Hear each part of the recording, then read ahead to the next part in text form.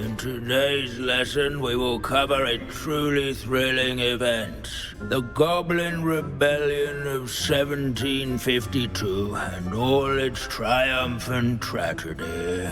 But more specifically, we will address the devastating effect it had on the wizard milling industry.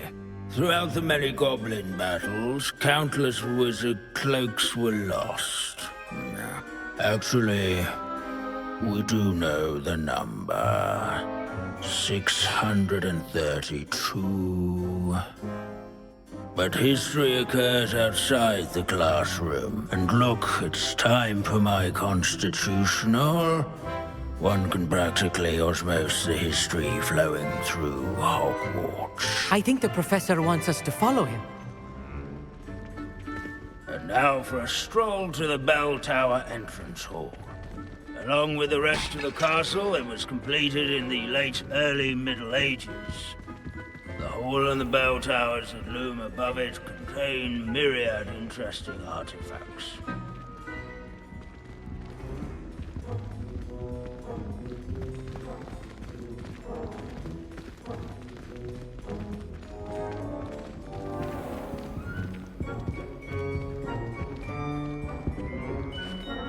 Good to see you again. Recovered from that nasty bout of dragon pox, have we? That wasn't me, Professor. I'm new here. Are you? Well then, welcome. No doubt you're eagerly anticipating my analysis of various wizarding councils, codes, statutes, and of course, goblin rebellions. Not all goblins are rebellious. Some venture into wizarding politics, such as Eargit the Ugly. Some are talented artisans, such as Bragbor the Boastful.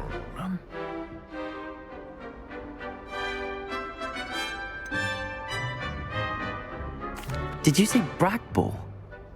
I think I know that name. Well known for his metalwork. I would imagine much of his goblin wrought iron and silver has survived to this very day. Oh, of course. Odgok said he was an ancestor of Ranrock. Where were we? Oh yes. Back to our class topic for today. Grimbold Weft. Another notable historical figure. He's right nearby. Revelio. Find him on display here in the bell tower entrance hall. No, that's not Grim.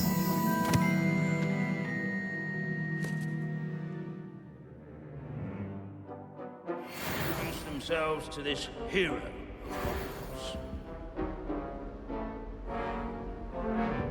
Grimbold Weft. Can you tell me where I might find Grimbold Weft? Oh yes, Grimbold Weft. Quick with a needle and thread, that one. He's a fascinating artifact of the Goblin Rebellion of 1752. At any rate, he can be found nearby, perched in his case. Never strays from the bell tower. Revelio. Interesting.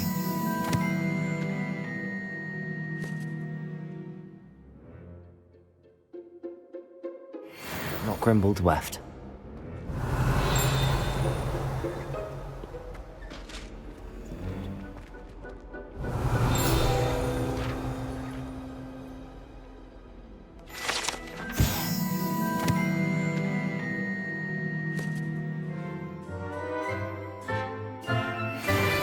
Oh yes, I see you found Grimbold Weft.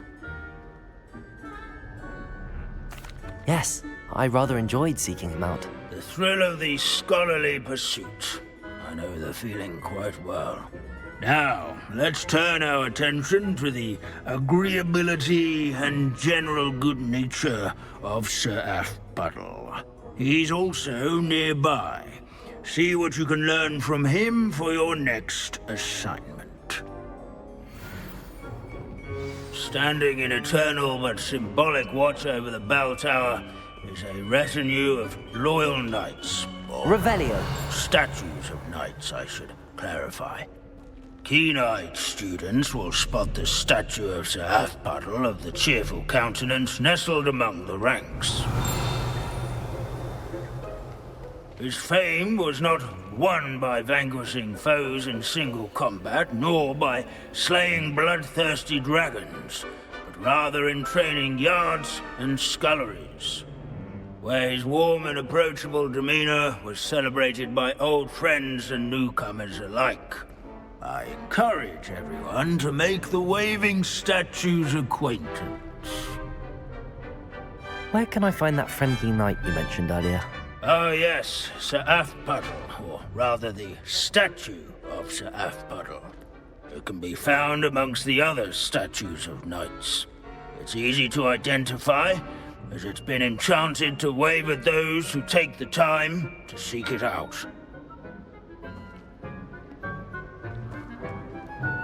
Revelio. Skaggle thought the Heedless once challenged a mountain troll? These bits of broom are all that's left of a witch called Celine Wartnobby.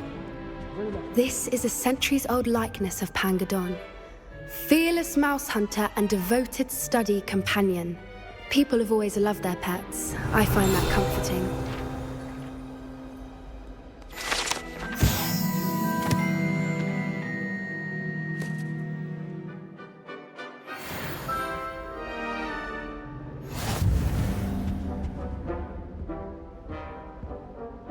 Abandoning class to wander the halls is in keeping with Professor Binns's manner of teaching.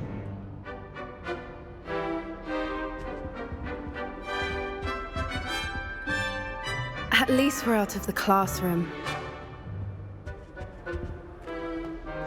Revelio.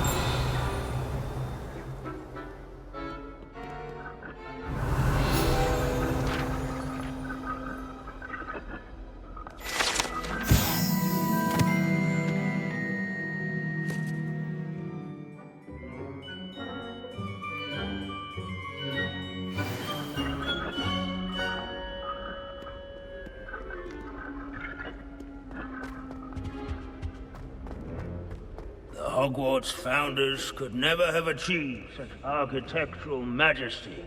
Leave it to Binns to make the most interesting school in the world seem dull. As one would expect, Hogwarts contains no narthexes, since obviously those would not be found in castles.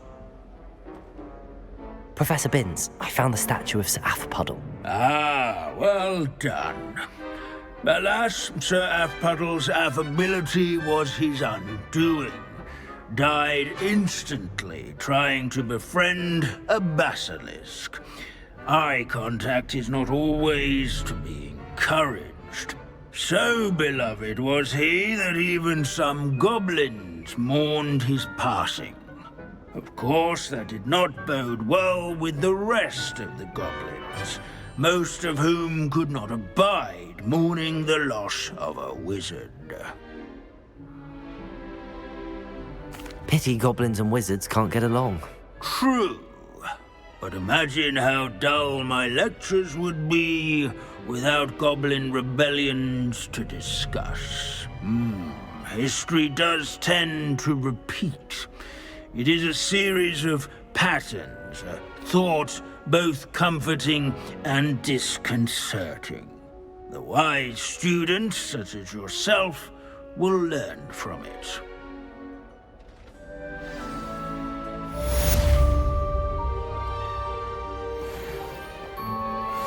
History is written by those who do their schoolwork, so they say. Or at least, I like to say that.